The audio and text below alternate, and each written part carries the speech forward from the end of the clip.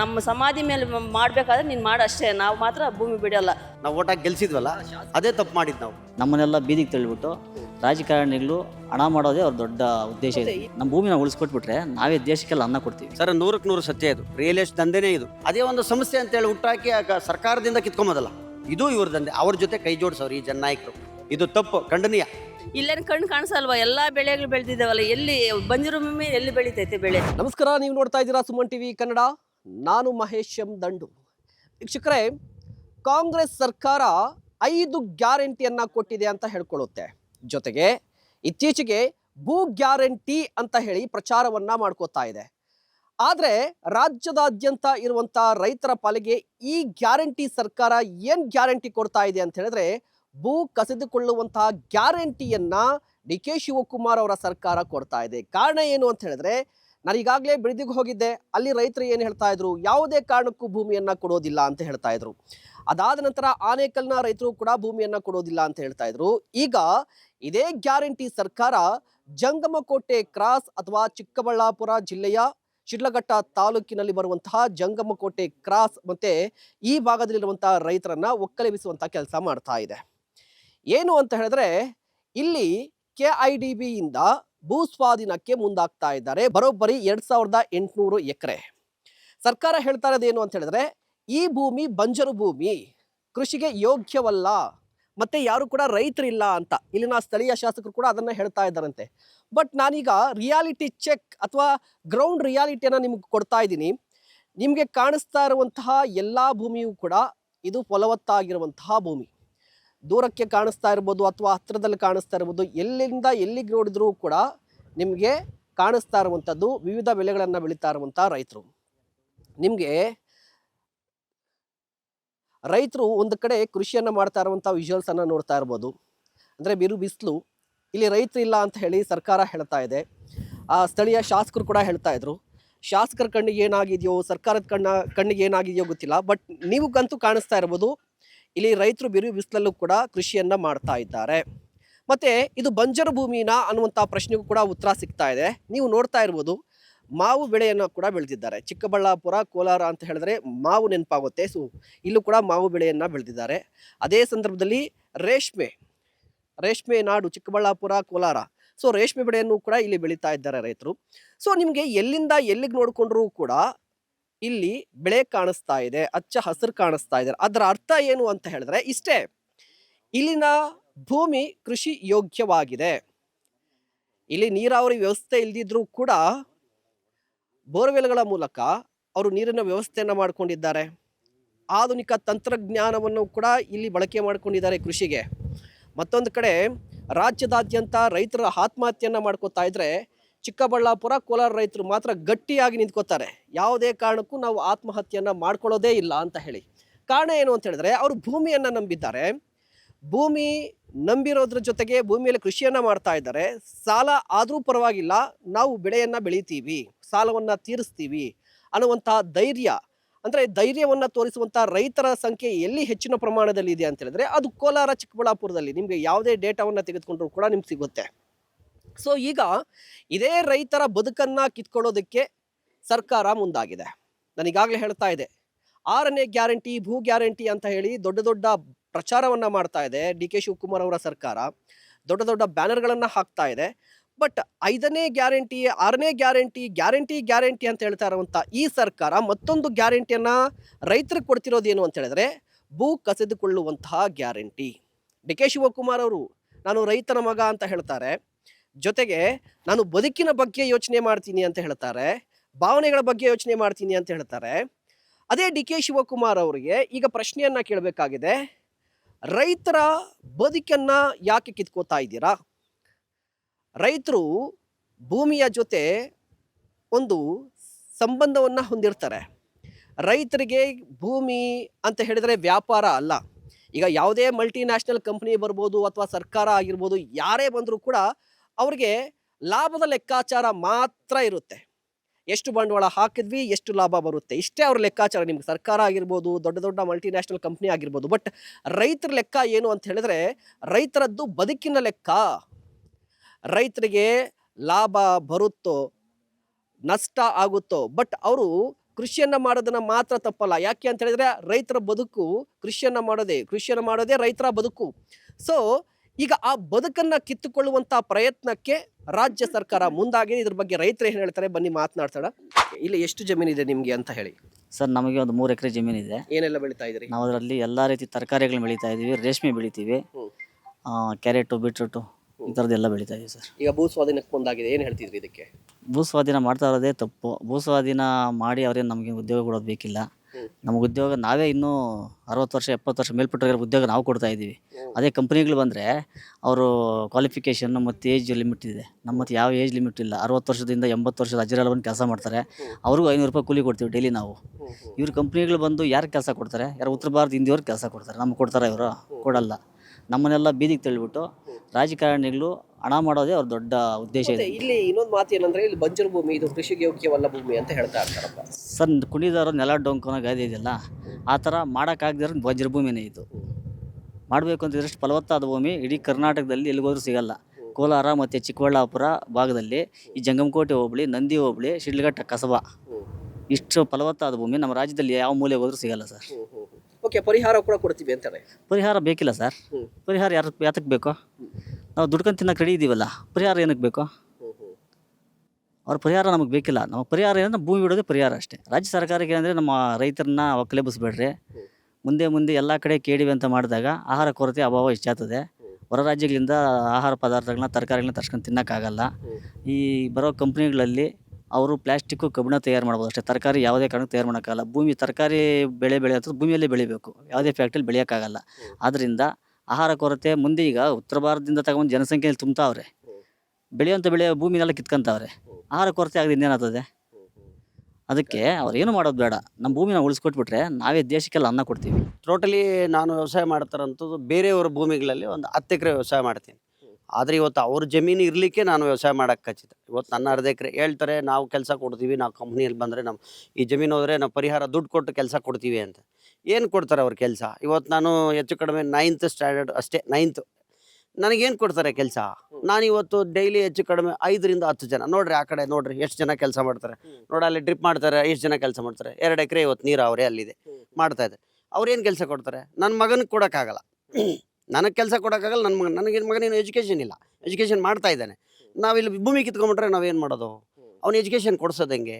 ಇನ್ನು ಒಂದು ಮನೆಗೆ ಒಂದು ಕೆಲಸ ಕೊಡ್ತೀನಿ ಅಂತ ಹೇಳ್ತಾರೆ. ಎಲ್ಲಿ ಕೊಡ್ತಾರೆ? ಅವ್ನು ಎಜುಕೇಷನ್ ಮುಗ್ದಿನಲ್ಲ ಅಂತ ಏನು ಕೊಡ್ತಾರೆ? ಕೊಟ್ಟರೆ ದುಡ್ಡು ಹೋಯ್ತು. ಅದು ಕೊಡೋಕ್ಕಾಗಲ್ಲ ಅವ್ರಿಗೆ, ಅದು ಕೊಡೋಕ್ಕಾಗಲ್ಲ. ಅದಕ್ಕೆ ನಾವು ಅದಕ್ಕೆ ಕಳೆದ ಬದಲು ಅಲ್ಲಲ್ಲ, ಅದಕ್ಕೆ ಏಜೆನ್ಸಿ ಮುಖಾಂತರ ಅವ್ನಿಗೆ ಇದು ಕೊಡಬೇಕು, ಸಮಥಿಂಗ್ ಕೊಡಬೇಕು. ಇದೆಲ್ಲ ಸಮಸ್ಯೆ.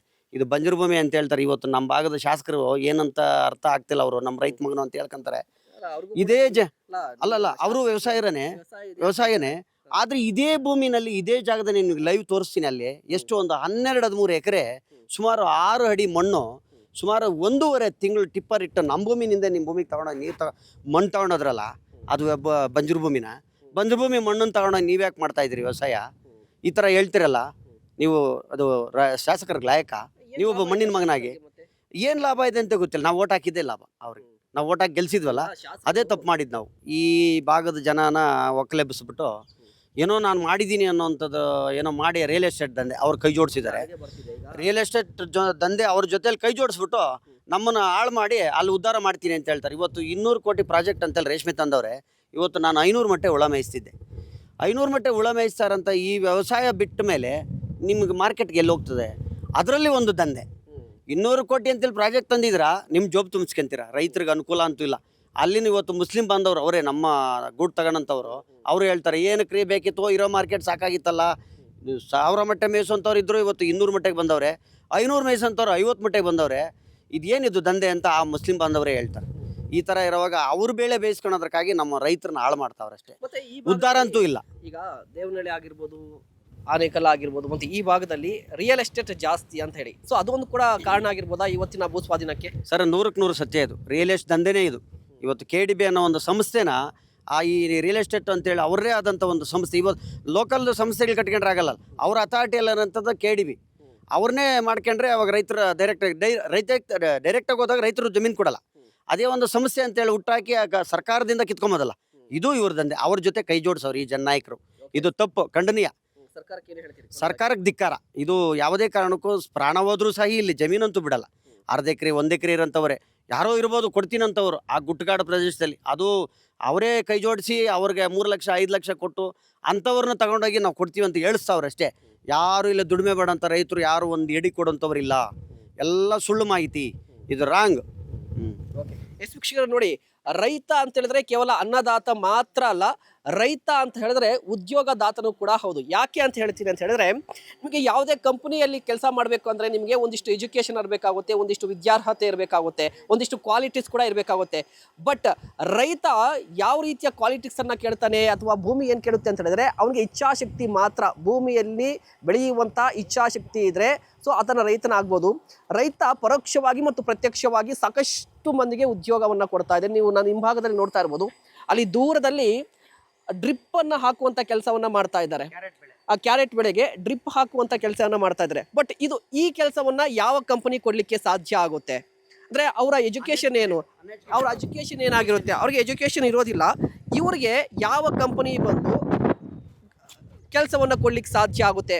ಕೇವಲ ಒಂದು ಸಣ್ಣ ಎಕ್ಸಾಂಪಲ್ ಮಾತ್ರ ಹೇಳ್ತಾ ಇದ್ದೀನಿ. ಇದಾದ ನಂತರ ಇಲ್ಲಿ ಬೆಳೆಯುವಂಥ ಕ್ಯಾರೆಟನ್ನು ಕೀಳುವಂಥ ಕೂಲಿ ಕಾರ್ಮಿಕರಾಗಿರ್ಬೋದು, ಅದಾದ ನಂತರ ಮಾರುಕಟ್ಟೆಗೆ ಹೋಗ್ತಾರೆ. ಸೊ ಪ್ರತ್ಯಕ್ಷವಾಗಿ ಪರೋಕ್ಷವಾಗಿ ನಮ್ಮ ದೇಶದಾದ್ಯಂತ 70% ಕೃಷಿಯನ್ನು ಅವಲಂಬಿಸಿರುವಂಥ ಜನರು ನಾವು. ಸೊ ಇದು ಆರ್ಥಿಕ ಮೂಲವೂ ಕೂಡ ಹೌದು. ಇದ್ರ ಬಗ್ಗೆ ಮಾತನಾಡ್ತಾ ಇದ್ದೀನಿ. ಇಲ್ಲಿ ರೈತ ಮಹಿಳೆ ಕೂಡ ನಮ್ಮ ಜೊತೆಲಿದ್ದಾರೆ, ಅವ್ರನ್ನ ಮಾತನಾಡಿಸುವಂಥ ಪ್ರಯತ್ನ ಮಾಡ್ತೀನಿ. ಯಾಕೆ ಅಂತ ಹೇಳಿದ್ರೆ ಆಗಲೇ ಒಂದು ಮಾತು ಬರ್ತಾ ಇತ್ತು, ಯಾವುದೇ ಕಂಪನಿಯಿಂದ ನಿಮಗೆ ರಾಗಿ ಅಕ್ಕಿಯನ್ನು ತಯಾರು ಮಾಡ್ಲಿಕ್ಕೆ ಸಾಧ್ಯ ಇಲ್ಲ ಅಂತ ಹೇಳಿ. ಸೊ ರೈತ ಮಹಿಳೆ ಏನು ಹೇಳ್ತಾರೆ ಮಾತನಾಡ್ತಾಳೆ. ಮೇಡಮ್ ನಮಸ್ತೆ, ನಿಮ್ಮ ಹೆಸರು? ನಮ್ಮ ಹೆಸರು ಅಂಬಿಕಾ, ನಮ್ಮದು ನಡುಪಿನಾಕ್ನಹಳ್ಳಿ ಗ್ರಾಮ. ಈ ಜಮ್ಮಕೋಟೆ ಹೋಬಳಿಯ 13 ಹಳ್ಳಿಗಳಲ್ಲಿ ನಮ್ಮೂರು ಒಂದು. ನಮ್ಮ ಊರಲ್ಲಿ ತಾತ ಮುತ್ತಾತ ಕಾಲದಿಂದ ನಾವು ಎಲ್ಲಿಯೂ ವಲಸೆ ಹೋದಂಥ ಜನ ಅಲ್ಲ. ನಾವು ಕೃಷಿನೇ ಅವಲಂಬಿಸಿ ನಾವು ಜೀವನ ಮಾಡೋಂಥ ಜನ. ರೈತರು ದೇಶಕ್ಕೆ ಬೆನ್ನೆಲುಬು. ರೈತ ಸುಖಿ ಭವ ಅಂತ ಊಟ ಮಾಡೋಕ್ಕೆ ಮುಂಚೆ ಅನ್ನದಾತ ಸುಖಿ ಭವ ಅಂತ ಮಾತಾಡ್ತಿರಲ್ಲ ನೀವು. ಇಲ್ಲಿ ಸುಖವಾಗಿ ಮಡಗಿದ್ದೀರಿ ನಮ್ಮನ್ನ. ನಾವು ಕಷ್ಟಪಟ್ಟು ದುಡ್ದು ನಮ್ಮ ಭೂಮಿಯಲ್ಲಿ ನಾವು ದುಡ್ಕೊಂಡು ತಿಂತೀವಿ ಅಂದರೂ ನಮ್ಮ ನೆಮ್ಮದಿಯಾಗಿ ಇಡಕ್ಕೆ ಬಿಡ್ತಾ ಇಲ್ಲ ಸರ್ಕಾರ. ಅಂತ ಸರ್ಕಾರ ಬಂದಿದೆ KIDB ಎಂಬ ಸಂಸ್ಥೆ ಮುಖಾಂತರ ಇದು ಭೂ ಮಾಫಿಯಾ ಇದು ಮಾಡ್ತಾ ಇದ್ದಾರೆ. ನಮ್ಮ ಭೂಮಿಗಳನ್ನ ಕಿತ್ಕೊಂಡು ಏನು ಅಭಿವೃದ್ಧಿ ಮಾಡ್ತಾರೆ? ನಮ್ಮ ಭೂಮಿ ಕಿತ್ಕೊಂಡು ನೀನೇನು ಅಭಿವೃದ್ಧಿ ಮಾಡೋದು? ನಮ್ಮ ಭೂಮಿ ಕಿತ್ಕೊಂಡು ನೀನೇನು ಅಭಿವೃದ್ಧಿ ಮಾಡಬೇಕು? ಇನ್ನು ಬಂಜರು ಭೂಮಿ ಇದೆ, ಅಲ್ಲಿಗೆ ಹೋಗು. ಇದು ಫಲವತ್ತಾದ ಭೂಮಿ ಇದು. ಇಲ್ಲಿ ನಾವು ದುಡ್ಕೊಂಡು ತಿಂತಾ ಇದ್ದೀವಿ. ನಾವು ಅಷ್ಟೇ ಅಲ್ಲ, ನಾವು ದೇಶಕ್ಕೆ ಅನ್ನ ಕೊಡ್ತಾ ಇದ್ದೀವಿ. ನಮ್ಮ ಭೂಮಿ ಕಿತ್ಕೊಂಡು ನೀವು ಅಭಿವೃದ್ಧಿ ಮಾಡೋಂಥ ಅದು ಅಭಿವೃದ್ಧಿ ಅನ್ಸ್ಕೊಳೋದೇ ಇಲ್ಲ. ಅದು ನಮ್ಮ ಸಮಾಧಿ ಮೇಲೆ ಮಾಡಬೇಕಾದ್ರೆ ನೀನು ಮಾಡಷ್ಟೇ. ನಾವು ಮಾತ್ರ ಭೂಮಿ ಬಿಡೋಲ್ಲ. ನಮ್ಮ ಭೂಮಿನ ಯಾವ ಕಾಲಕ್ಕೂ ನಾವು ಬಿಡೋದಿಲ್ಲ. ನೀವು ಎಷ್ಟೇ ಪ್ರಯತ್ನ ಪಟ್ಟರು ನಮ್ಮ ಹೋರಾಟ ಮಾತ್ರ ನಿಲ್ಲಲ್ಲ. ನೀವೆಷ್ಟು ರಾಜಕೀಯವಾಗಿ ಕುತಂತ್ರಗಳು ಮಾಡಿದ್ರು ನಾವು ರೈತರು ಯಾವುದೇ ಕಾಲಕ್ಕೂ ಜಗ್ಗೋದಿಲ್ಲ. ನಾವು ಭೂಮಿನೇ ಅವಲಂಬಿಸಿವಿ. ನಾವು ಭೂಮಿ ಮಾತ್ರ ಬಿಡೋಲ್ಲ. ನಾವು ಭೂಮಿನಲ್ಲೇ ನಮ್ಮದು ದುಡಿಮೆ, ನಮ್ಮದು ಸಾವು ಅಷ್ಟೇ, ನಮ್ಮ ಬದುಕು ಅಷ್ಟೇ. ನಮ್ಮ ಭೂಮಿನೇ ನಾವು ಅವಲಂಬಿಸಿದ್ರೆ ಅಷ್ಟೇ ನಾವು. ಇಲ್ಲಿನ ಶಾಸಕರು ಕೂಡ ಹೇಳ್ತಾ ಇದ್ರು ರೈತರಿಲ್ಲ ಅಂತ ಹೇಳ್ತಾರೆ. ಅವರು ರೈತರ ಫಸ್ಟ್ ಅವರೇ ರೈತರಲ್ಲ ಅನಿಸ್ತೈತೆ. ಅವರೇ ಒಂದು 100 ಎಕರೆ ಮಾಡ್ತಾಯಿದ್ರೆ ಅವನದೇ 200 ಎಕರೆ 300 ಎಕರೆ ಐತೆ. ಕೊಡಲಿ ಬಿಡ್ರಿ ಅವ್ನ ಜಮೀನು ಕೊಟ್ಟು ಅವನು ಮಾಡಲಿ, ಕೈಗಾರಿಕೆಗಳು ಅಭಿವೃದ್ಧಿ ಮಾಡಿಸ್ಲಿ. ಬೇರೆಯವರು ಹೊಟ್ಟೆ ಮೇಲೆ ಹೊಡೆದು ಯಾಕೆ ಜಮೀನು ಕಿತ್ಕೊಬೇಕು? ಇಲ್ಲೇನು ಕಣ್ಣು ಕಾಣಿಸಲ್ವ? ಎಲ್ಲ ಬೆಳೆಗಳು ಬೆಳೆದಿದ್ದಾವಲ್ಲ. ಎಲ್ಲಿ ಬಂಜರು ಭೂಮಿ ಎಲ್ಲಿ ಬೆಳೀತೈತೆ ಬೆಳೆ? ಮತ್ತು ಈಗ ನಾವು ಭೂಮಿ ಕೊಡಲ್ಲ ಅಂತ ರೈತರು ಪ್ರತಿಭಟನೆ ಮಾಡ್ತಾ ಇದ್ದಾರೆ. ಅವರು ರೌಡಿಗಳು ಅಂತ ಹೇಳ್ತಾ ಇದ್ದಾರೆ, ರೌಡಿಸಮ್ ಮಾಡ್ತಾ ಇದ್ದಾರೆ ರೈತರನ್ನ ಅಂತ. ಏನು ಹೇಳ್ತೀರಿ ಇದಕ್ಕೆ? ರೈತರು ರೌಡಿಸಮ್ ಅಂದಮೇಲೆ ಅವರು ರೈತರ ಮೇಲೆ ಇಲ್ಲ ಸಲ್ಲದ ಅಪವಾದಗಳಾಗಿಸಿ ಇದು ಕಲ್ಲುಗಳಿಟ್ಕೊಂಡು ಅವ್ರ ಪ್ರತಿಭಟನೆ ಮಾಡ್ತಾರಲ್ಲ, ಕೊಡ್ತೀನಿ ಅನ್ನೋರು. ಅದು ಒಂದು 5-6 ಜನಕ್ಕೆ ಅವ್ರು ಸಪೋರ್ಟ್ ಮಾಡ್ತಾಯಿದ್ರು. ಅವರು ರೌಡಿಗಳು, ನಾವಲ್ಲ ರೌಡಿಗಳು. ರೌಡಿಗಳಾಗಿದ್ದರೆ ನಾವು ಬೆಳೆ ಬೆಳೆದು ನಾವು ದೇಶಕ್ಕೆ ಅನ್ನ ಕೊಡೋ ಅಂಥವ್ರು ಆಗ್ತಾ ಇರಲ್ಲ. ಸುಟ್ಟವಲ್ಲ ಯಾರು ರೌಡಿಗಳು? ಅವರು ರೌಡಿಗಳು, ರಾಜಕೀಯ ವ್ಯಕ್ತಿಗಳು ರೌಡಿಗಳು. ಇರೋ ಜನನ್ನೆಲ್ಲ ಕೊಡ್ತೀನಿ ಅನ್ನೋರು ಒಂದು 5-6 ಜನ ಇದ್ರೆ ನಾವು 100-106 ಜನ ಇದ್ದೀರಿ ನಾವು. ಅವ್ರಿಗೆ ಸಪೋರ್ಟ್ ಮಾಡಿ ಅವ್ರಿಗೆ ದುಡ್ಡು ಕೊಟ್ಕೊಂಡು ಅವರು ರೌಡಿಸಮ್ ಮಾಡ್ಸಾರೋ. ನಾವು ಕಷ್ಟಪಟ್ಟು ದುಡ್ದು ಕೆಲಸ ಕಾರ್ಯ ಬಿಟ್ಟು ನಮ್ಮ ಭೂಮಿನ ಉಳಿಸ್ಕೊಳಕ್ಕೆ ನಾವು ಹೋರಾಟ ಮಾಡ್ತಾ ಇದ್ದೀವಿ. 2 ವರ್ಷದ ಕಾಲದಿಂದ ನಾವು ನಮ್ಮ ಭೂಮಿಗೋಸ್ಕರ ನಾವು ಓಡಾಡ್ತಾ ಇದ್ದೀವಿ. ಇನ್ನೂ ಹೋರಾಡ್ತೀವಿ. ನಮ್ಮ ಭೂಮಿ ಮಾತ್ರ ಬಿಡಕ್ಕೆ ನಾವು ಸಿದ್ಧವಾಗಿಲ್ಲ. ಬಂಜರು ಭೂಮಿ ಅನ್ನೋದಕ್ಕೆ ಈ ನೆಲದಲ್ಲಿ ಒಂದು ದಿವಸ ಶಾಸಕರಾಗಿರೋಂಥವರು ಈ ಭಾಗದಲ್ಲಿ ರೈತಾಪಿ ವರ್ಗ ಎಷ್ಟು ಜನ ಅವರೇ, ಎಷ್ಟು ನೀರಾವರಿ ಇದೆ ಅಂತೇಳಿ ಒಂದು ದಿನ ಸರ್ವೆ ಬಂದಿಲ್ಲ. ಇವತ್ತು 2 ವರ್ಷದಿಂದ ನಾವು ಹೋರಾಟ ಮಾಡ್ತಾ ಇದ್ರು. ಈ ಭಾಗದ ನಮ್ಮ ಹೋಬಳಿಯಲ್ಲಿ ನಡುಪನಾಯಕನಹಳ್ಳಿ, ಎಣ್ಣಂಗೂರು, ಬಸವಪಟ್ಟಣ ಈ ಭಾಗದಲ್ಲಿ ಅವ್ರಿಗೆ ಓಟಿನ ಪ್ರಮಾಣ ಜಾಸ್ತಿ ಇರೋಂಥದ್ದು.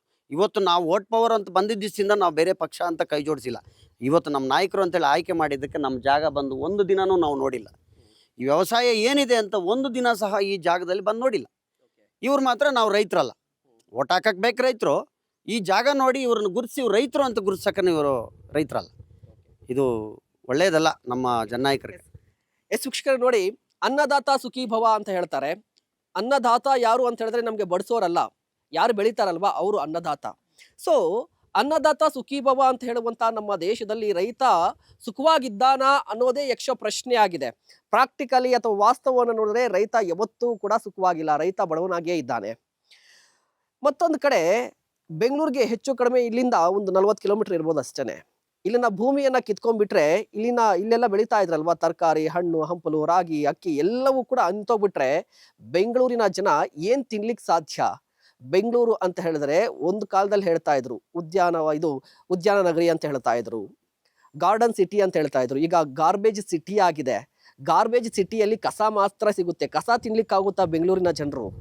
ಸೊ ಈ ಸಂದರ್ಭದಲ್ಲಿ ನಾವು ನಮ್ಮ ರೈತರನ್ನ ಉಳಿಸಿಕೊಳ್ಳುವಂತ ಪ್ರಯತ್ನ ಮಾಡಲೇಬೇಕಾಗುತ್ತೆ. ನಮಗೆ ಕಸ ತಿನ್ನುವಂತಹ ಪರಿಸ್ಥಿತಿ ಬರಬಾರ್ದು ಅಂತ ಹೇಳಿದ್ರೆ ಇವತ್ತು ನಾವು ರೈತರ ಜೊತೆ ನಿಲ್ಬೇಕಾಗುತ್ತೆ. ಇಂತಹ ಮತ್ತಷ್ಟು ಕಂಟೆಂಟ್ಗಾಗಿ ನೋಡ್ತಾ ಇರಿ ಸುಮನ್ ಟಿವಿ ಕನ್ನಡ. ನಮಸ್ಕಾರ.